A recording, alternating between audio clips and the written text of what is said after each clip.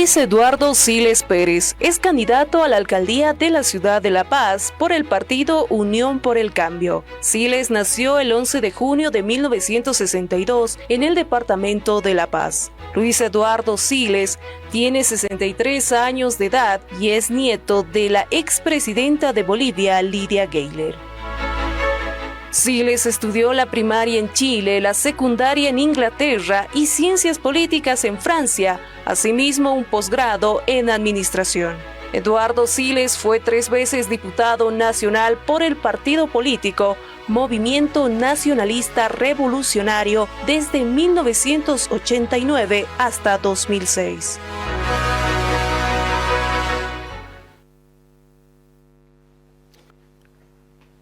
Así, ¿no? Así estaría mejor, ¿no? ¿Sí? Yo les ayudo. Ponerla bien, ponerla bien. Subí. Subí un poquito más, subí un poquito más. Un poquito más. Ahí está. ¿Estamos bien? ¿Qué va a decir el invitado? Que salgamos así con media cabeza. ¿Qué debo decirle, Luis Eduardo, Chichi?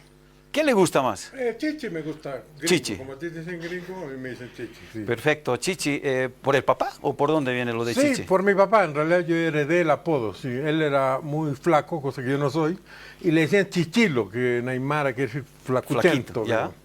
Y por eso le pusieron Chichi. Yo heredé el apodo, sí. Correcto. ¿Y cómo de Chichilo, después de haber estudiado en Chile, en Inglaterra, en Francia, en qué momento se produce esa conexión con...? Sobre todo cuando me empecé a involucrar en política, ¿no? El año 89, ya. Yo empecé a militar en el MNR, empecé a trabajar. ¿Dónde estaba Chichi cuando, por ejemplo, las dictaduras militares, los 80, estaba en el exterior? Sí, o sea, porque mi abuela... Por razones obvias. Estaba exiliada, sí. Por razones obvias. Sí. La abuela, Lydia. Claro, entonces... La única mujer presidenta de Bolivia, corrígeme. Bueno, está Yanine Áñez también. Sí, bueno, aunque... de acuerdo. Bueno, no vamos a entrar en esa discusión. Sí, no, pero digamos fue que... presidenta. De acuerdo, fue presidenta doña Lydia Gayler.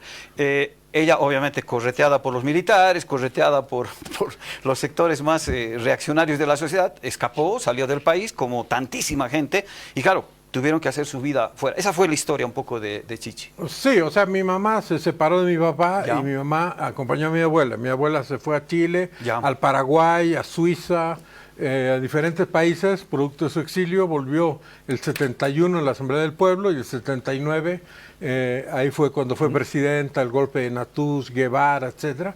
Y bueno, yo tenía en esa época 17, 18 años.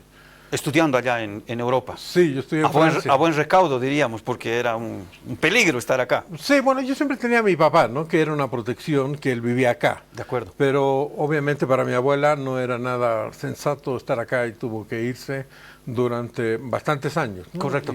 ¿Y cómo se da eso de meterse en la política? ¿Cómo fue? ¿Por qué el MNR, por ejemplo? Bueno, yo tenía esas dos opciones. O seguir el ejemplo de mi papá, que fue un hombre de negocios, que creó muchas empresas en el mundo financiero, de la agroindustria, del comercio, en fin. O seguir el ejemplo de mi abuela. Y me pareció más interesante, mayor desafío, seguir el ejemplo de mi abuela y estar involucrado en la política. Hay que decir que Hernán Siles también es mi tío, ¿no? Entonces...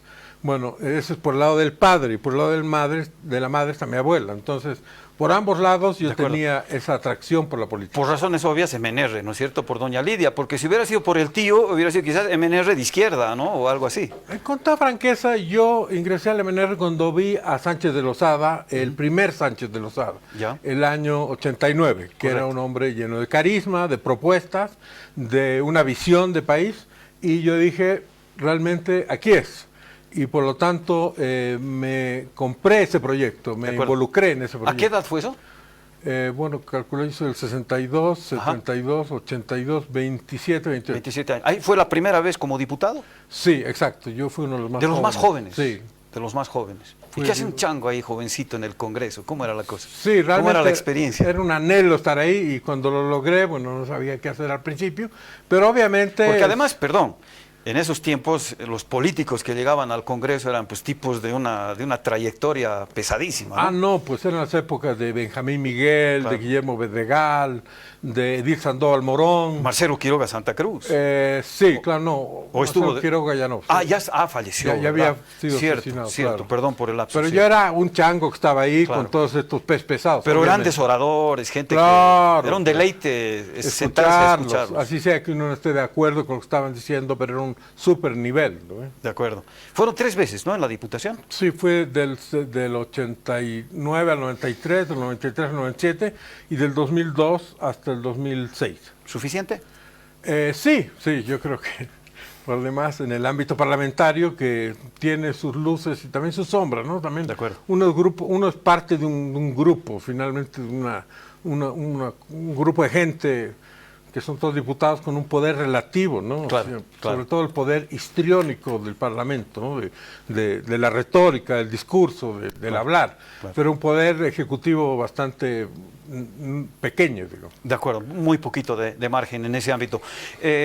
Entonces, partiendo de ese principio de lo poco que uno puede hacer como asambleísta, congresista, parlamentario, como se llame, al hecho de tener que hacer todo como alcalde, ¿no? ¿Cómo se produce ese clic de decir, a ver, ¿qué tal si vamos por este camino, probaremos por este camino? ¿Qué fue lo que te motivó a decir, a ver? Principalmente el hecho de que vemos de que La Paz realmente está yendo hacia atrás, ¿no? O sea, estos últimos años, en vez de ir hacia adelante, hemos ido hacia atrás. Yo creo que nuestros hijos, nuestros nietos, tienen que tener las mismas oportunidades que los que nacen en otras ciudades del país o del mundo, ¿no? ¿Cuáles son los síntomas que advierte Chichi Siles respecto a por qué La Paz está yendo atrás? ¿Cómo graficarlo? ¿En qué, por ejemplo? En primer lugar, las empresas grandes, todas han ido a Santa Cruz, tanto las empresas financieras, de seguros, como incluso medios de comunicación, que su oficina central se ha ido a Santa Cruz. De acuerdo. Luego, yo creo que la misma ciudad, cuando uno se pasea por sus calles, ve que es una ciudad descuidada, o sea, abandonada, que no ha sido mimada estos últimos años. Nos estamos quedando sin áreas verdes, no hemos solucionado los problemas de tráfico, de transporte. Todos los trámites siguen siendo un caos medio arcaico, lleno de fotocopias, lleno de demoras, lleno de lentitud burocrática. En fin, si vamos a Santa Cruz, vemos de que Santa Cruz está creciendo, se está desarrollando, está prosperando, con problemas obviamente, pero que está dejando atrás La Paz. Incluso Cochabamba está dejando atrás a La Paz. Incluso el Alto económicamente ya es más que La Paz. Bueno, en infraestructura obviamente no, pero todos esos son síntomas preocupantes de lo que está ocurriendo con nuestro municipio. Correcto. ¿Cómo está la campaña? Ahí andamos, son muchos candidatos, 19 candidatos, pero estamos firmes, avanzando como corresponde, explicándole a la gente cuál es nuestra visión, escuchando lo que ellos tienen que decir y caminando en una ¿Qué campaña. estrategia de campaña están utilizando? ¿Están yendo a los barrios, caminando?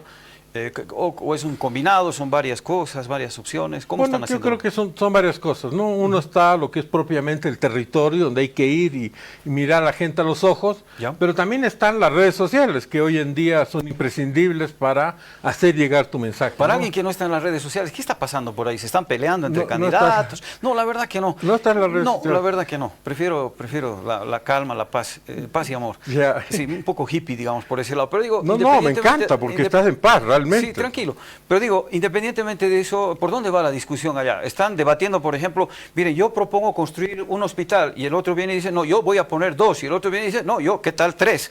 O están en el, che, pero si vos eras no sé qué cosa del fulano, vos te habías metido con la fulanita, con la perenganita, ¿por dónde va la discusión en las redes sociales? Esto para un ignorante. Bueno, hay todo, ¿no? Es decir, ¿De hay acuerdo? los dos extremos que acabas de decir. Ajá. Hay las cosas de guerra sucia, más oscuras, más agresivas, y que gozan de la impunidad del anonimato, ¿no es cierto? acuerdo. Porque cualquiera en las redes anónimamente puede decir las barbaridades más grandes. Y también hay debate, propuesta, cosas que te enriquecen, que ¿En te qué aportan. porcentaje y porcentaje más o menos? Ay, difícil decir eso. Pero querido mayoritariamente es lo otro, digamos, el golpe bajo. No Lo que sé, pasa me es que imagino. Las redes sociales, como debes haber oído, se rigen por un algoritmo, es decir, Claro. que te hace ver lo que tú quieres ver. Entonces, si tú ves Claro. frecuentemente cochinadas, te van a Claro. llegar más cochinadas y al final Correcto. va a estar hasta aquí de cochinadas. Tremendo. Pero si ves cosas que sean buenas, altruistas, enriquecedoras, eso es lo que te va a llegar. Entonces, es la opción que tú escoges, ¿no? Correcto. O sea, como en la vida, por lo demás. Seguro. Para Chichi, ¿dónde se va a definir la elección para alcalde de La Paz? Considerando que hay una gran cantidad de aspirantes, hay una ciudad con problemas, ¿verdad?, que necesita una intervención seguramente muy importante. ¿Por dónde se va a resolver o dónde se va a resolver esta elección para Chichi? Bueno, todas las mediciones muestran de que la gente todavía no ha tomado una decisión, ¿no? Es decir, hay de todo un poco, hay 19 candidatos, pero no necesariamente es mucha gente, ¿no? Porque hay los candidatos que estuvieron vinculados al movimiento socialismo, están los candidatos que están vinculados con Iván Arias, están otros candidatos que sobre todo tienen inexperiencia y desconocimiento de los problemas. Yo creo que lo podríamos reagrupar en esos tres grupos. Ajá. Y estamos los candidatos que queremos brindar nuestra experiencia y nuestra voluntad y espíritu de trabajo para solucionar Entre ellos se los va a definir. problemas. Entre ellos cree usted que se va a definir. Yo creo que sí, porque Y entre ellos está Chichi.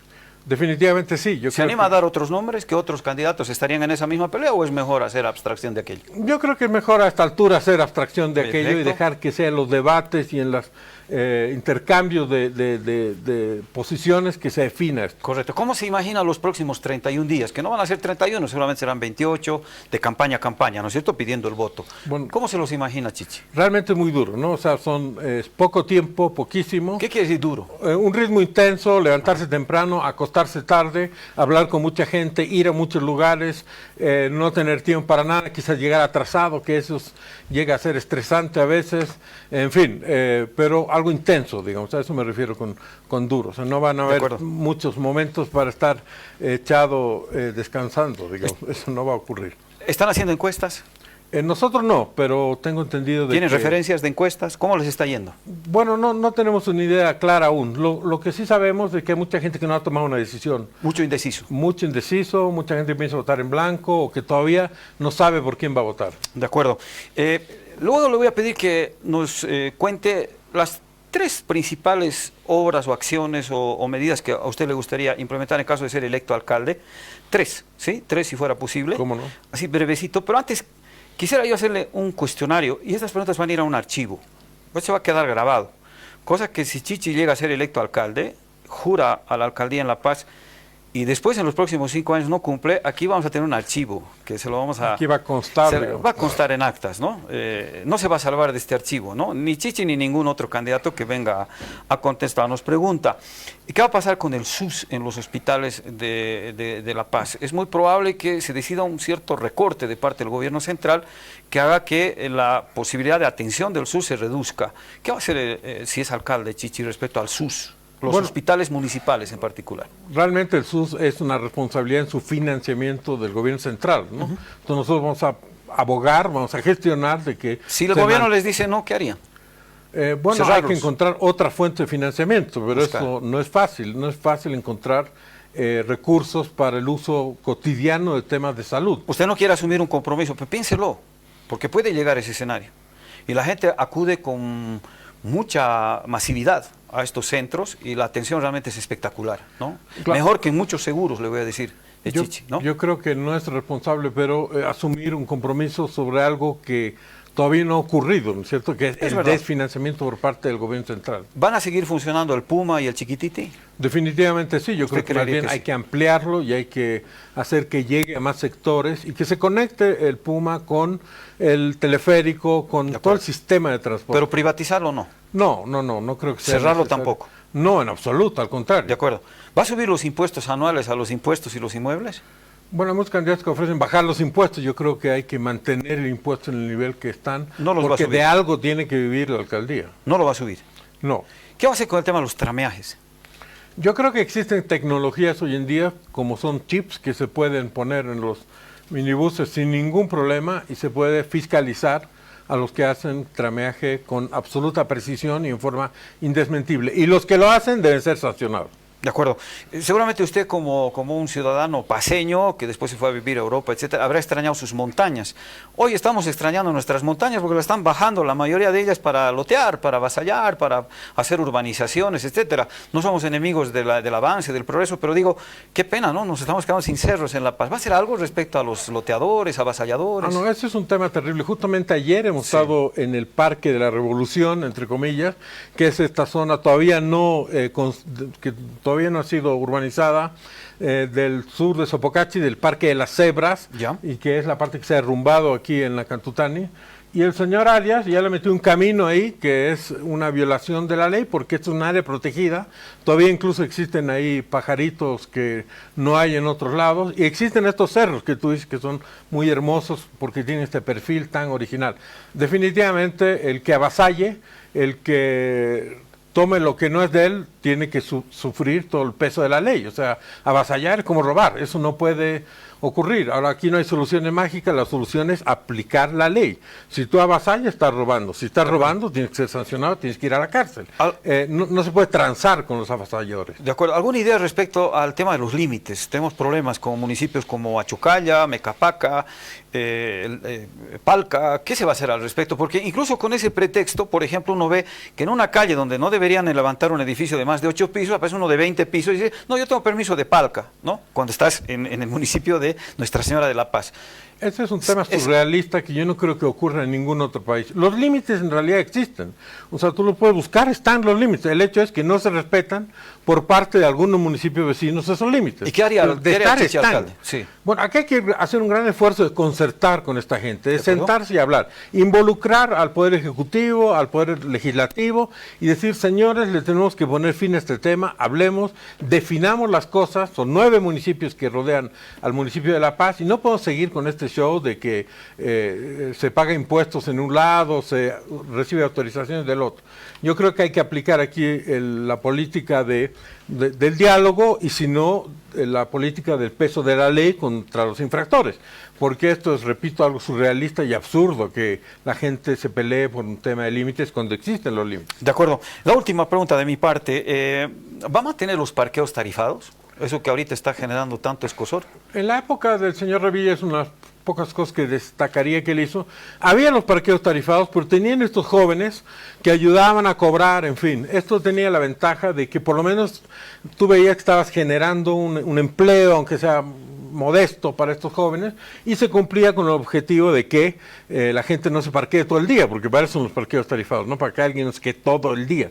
Entonces, cuando hay los parqueos tarifados, tú encuentras parqueo. Pero el sistema con los jóvenes me parecía más atractivo de lo que hizo Arias, es decir... Mantendría, pero con otra metodología de Exacto, aplicación. Perfecto. Exacto. 3 propuestas para La Paz. Brevecito, por favor, se nos agota el tiempo, lamentablemente. En primer lugar, en el tema de los trámites, nosotros pensamos de que una licencia de funcionamiento, incluso una autorización para construir, tiene que ser dada ex post, no ex ante. Es decir, que tú, si quieres una licencia de funcionamiento para abrir una tienda, puedes entrar al internet y mediante las plataformas del gobierno municipal obtenerla por internet en ese mismo momento cuando la solicitas. Para eso, el municipio presume de la buena fe del otro, ¿no es cierto? En Bolivia estamos acostumbrados a presumir de la mala fe del otro. Bueno, cambiemos las cosas y presumamos de la buena fe. Simplificación de trámites sería... Totalmente, perfecto. es decir, que se haga, que no se impida a la gente que avance en sus inversiones, en sus construcciones, sino que después, ahora, no puedes mentir, obviamente, si mientes, ahí también te cae el peso de la ley. Correcto. ¿Se necesita mucha plata para hacer eso? No, se necesita sobre todo la voluntad, la decisión política y algunos cambios, digamos, jurídicos para que esto sea legal. Perfecto. Segunda propuesta. Segunda propuesta, huertos urbanos. Tú sabes que comemos vegetales de la zona de Río Abajo contaminados, ha sido esto determinado por la gente de la Universidad Mayor de San Andrés, y tomamos incluso agua que puede tener a veces metales pesados, ¿no es cierto? Nosotros vemos que en el mundo se está popularizando esto de los huertos urbanos, que puede ser también una oportunidad para que la gente se involucre, para que a veces señoras que se quedan en su casa, en fin, se involucren en esto de plantar y cosechar. Se pueden hacer estos huertos verticalmente y pueden ser promovidos por el municipio, pueden ser públicos, privados o pueden ser sencillamente privados, pero hay que estimular esta producción para que comamos más sano y tengamos una oferta de alimentos más segura, que no dependa ni del Perú ni de las que están contaminadas. De acuerdo. ¿Para esos recursos son necesarios en ingentes cantidades o son montos que podría manejar el gobierno municipal? Esto se podría manejar con recursos propios. Con recursos propios. No estás hablando de una cosa gigantesca ni totalmente desmesurada, sino que la gente también puede en las azoteas de los edificios, incluso en algunos lugares públicos, se puede habilitar espacios para hacer esto. De acuerdo. La tercera. Una vez que hayamos saneado, digamos, la economía del municipio, una vez que hayamos puesto en orden este municipio, hay un sistema de transporte que se llama Autotren, que cabalmente es un boliviano el que lo ha inventado, que se llama Alejandro Kilman. Este señor, que es paceño, está implementando este sistema de transporte en México. ¿Qué sería esto? Sería una mezcla entre un teleférico y un tren. Es decir, que al final de los teleféricos y en un sistema que esté integrado entre Pumacataris, teleféricos, minibuses, al final de estos hay este sistema que es una monorriel de última tecnología, donde tú vas, compras una tarjeta, tú quieres ir a la última estación del recorrido, la compras para el último, y viene el trencito y te recoge exclusivamente a ti o a los que vayan a ese destino sin pararse en los intermedios.